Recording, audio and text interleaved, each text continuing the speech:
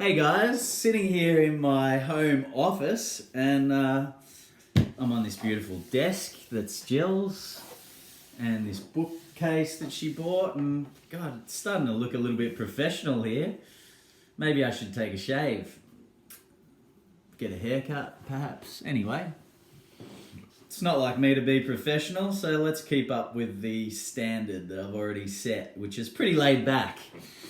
One thing I wanted to cover off on today was that I've been reading all the CrossFit journals, and I love them. I think that they are, such a well-defined kind of manuscript of what is important when we're talking about kids, when we're talking about masters, when we're talking about our level one and what is fitness and the foundations that go into being a fit human or a healthy human or an unsick human.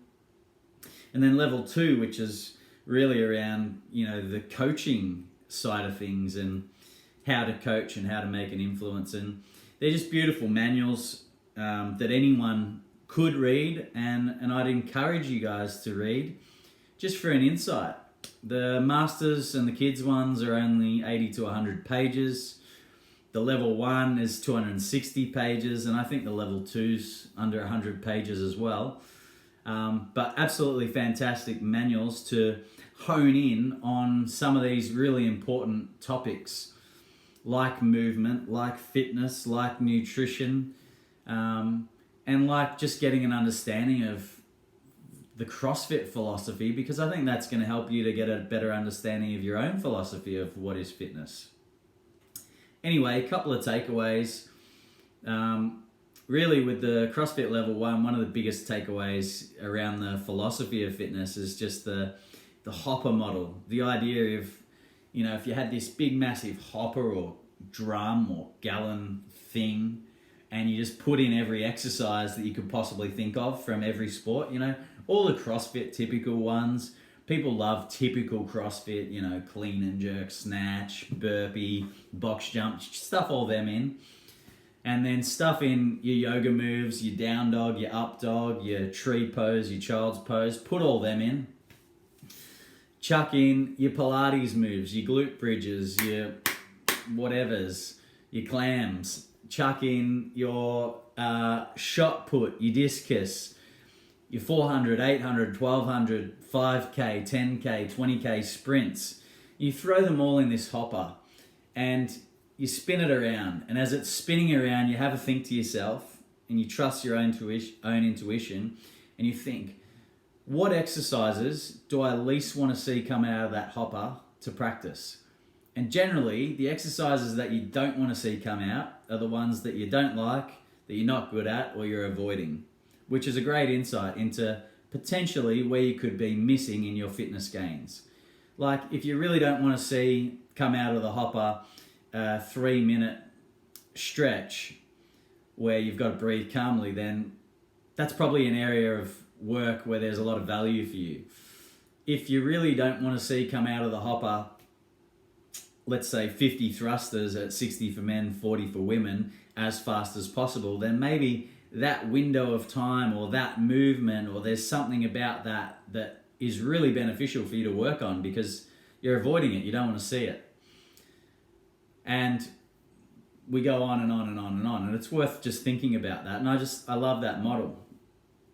Another one is the 3 different energy pathways. So the phosphate, the lactate, and the oxidative. And it's just 0 to 10 seconds as a window. So like a 1 rep, 2 rep, or 3 rep snatch, or back squat, or clean and jerk, like hitting that explosive pathway. If you love doing these long extended aerobic workouts, like 10, 20, 30 minutes long, but you're not a super powerful athlete, then focusing some time and energy on developing strength and power and explosiveness and speed is going to help you athletically in all sorts of ways, particularly in even just being able to do a high complex gymnastic skill like a ring muscle up or a bar muscle up, where you have to use explosive hip drive. If you really love those 1 rep maxes and the demonstrations of power and explosiveness, then maybe you don't love so much those long extended efforts. Or maybe, for me particularly, I think it's those 2 to 3 minute efforts that I don't like, which are really high lactate and then tick over into the aerobic sort of area.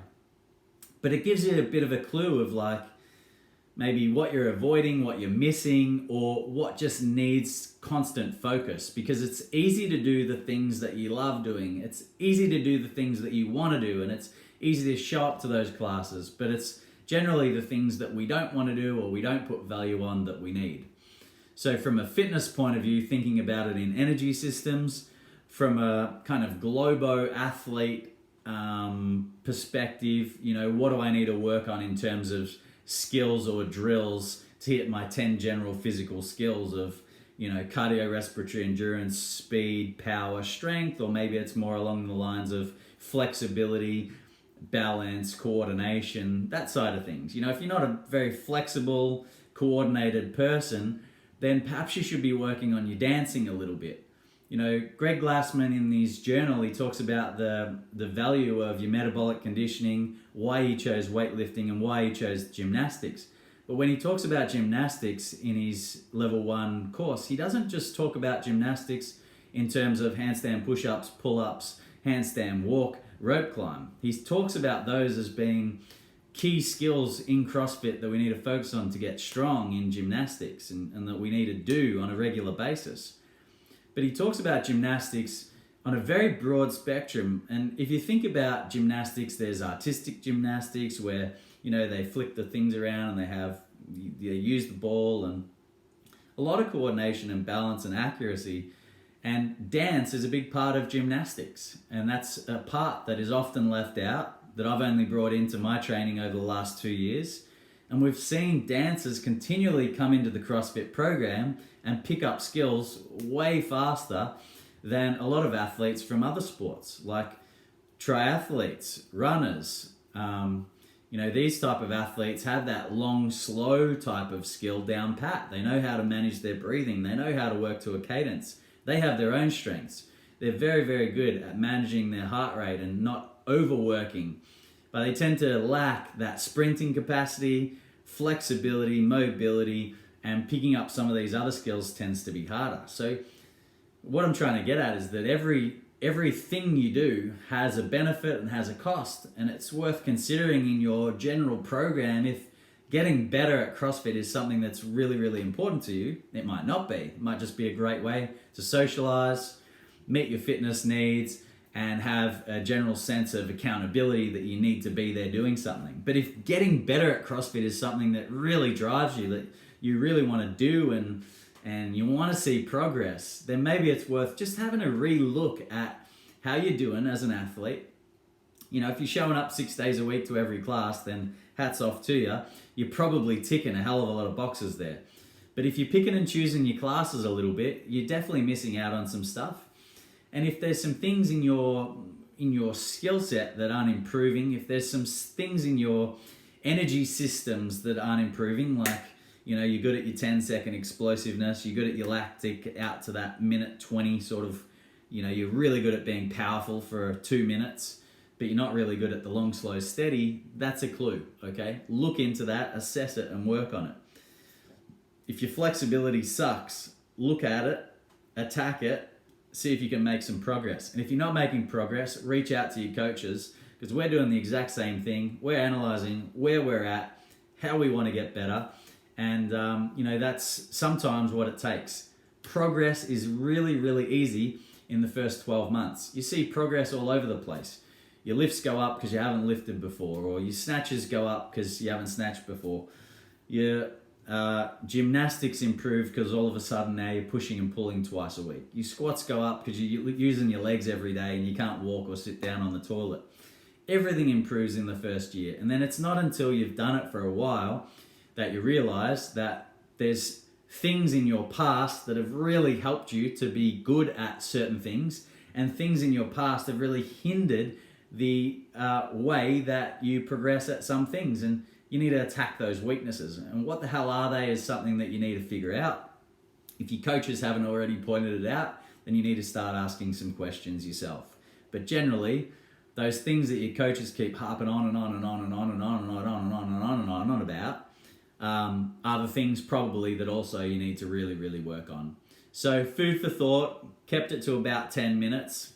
I really enjoyed talking. I hope you enjoyed the content and the value and have a little bit of reflection on really what's important to you as you move forward and we step back into this new time in the gym, because I'm looking forward to getting back in the gym, and I'm looking forward to a renewed focus and clarity from not only myself, my coaches and my team, but also from you guys.